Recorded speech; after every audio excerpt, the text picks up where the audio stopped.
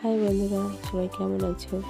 তো সামনে বড়দিন চলে আসছে, তো চলো আজ একটি কেক বানাই। কেক বানানোর জন্য আমি একটা বোল নিয়ে নিয়েছি আর সেখানে হ্যাপি হ্যাপি বিস্কুট নিয়ে নিয়েছি 3 প্যাকেট। বিস্কুটগুলোকে হাত দিয়ে একটু ভেঙে নেব। সমস্ত বিস্কুটগুলোকে হাত দিয়ে ভালোভাবে একটু ভেঙে নিচ্ছি।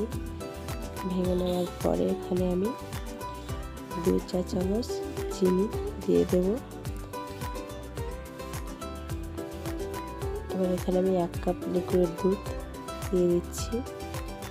দেওয়ার পরে এটাকে আমি চামচ দিয়ে ভালো করে মিশিয়ে নেব, নিয়ে এক সাইডে রেখে দেব।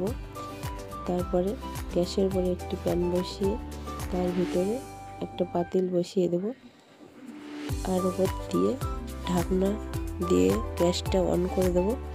আর ছিদ্র যদি কিছু থাকে সেটা ঢাকা দিয়ে দেব।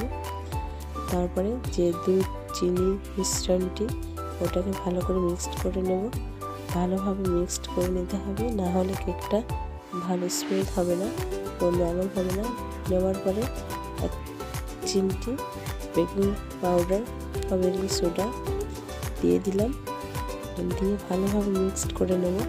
মিক্সড করার পরে আমি কাপে কেক বানাবো, তাই আমি 4টে কফি কাপ নিয়ে নিচ্ছি। আপনারা বাটিতে চাইলে বাটিতে বা বলে আপনাদের কাছে যেটা থাকবে সেটাতে বানাতে পারেন। আমি এখানে 4টে কাপ নিয়ে নিচ্ছি। এই যে দেখতে পাচ্ছেন এরকম কাপগুলো, এই কাপের মধ্যে আমি মিশ্রণটিকে ঢেলে দেবো।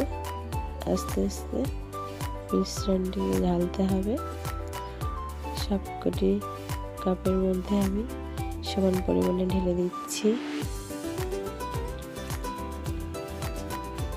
ঢালা হয়ে গেলে আমি এগুলোকে একটু ট্যাপ করে নেব, যেন এর মধ্যে কোনো হাওয়া না থাকে, তাহলে কেকের ভিতরে ভালো হবে না।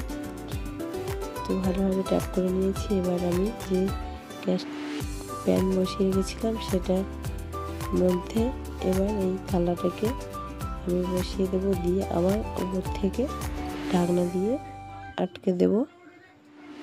দেওয়ার পরে অপেক্ষা করব 20 থেকে 25 মিনিট। তারপরে একটি টুথপিক দিয়ে আমি চেক করে নিচ্ছি। দেখো একদম স্মুথ বেরিয়েছে, তার মানে কেকটা হয়ে গেছে। আর যার স্মুথ বেরোবে না সে আরেকটু অপেক্ষা করবে যাতে কেকটা হয়ে যায়।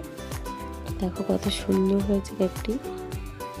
এবার আমি বের করে দেখাচ্ছি কাপ থেকে। দেখো কতটা সুন্দর হয়েছে কেকটি, কতটা স্পঞ্জ, কতটা নরম তুলতুলে। তো আমি কেক খাই, আর আপনারা আমার চ্যানেলটিকে সাবস্ক্রাইব করুন, লাইক করুন, কমেন্ট করুন।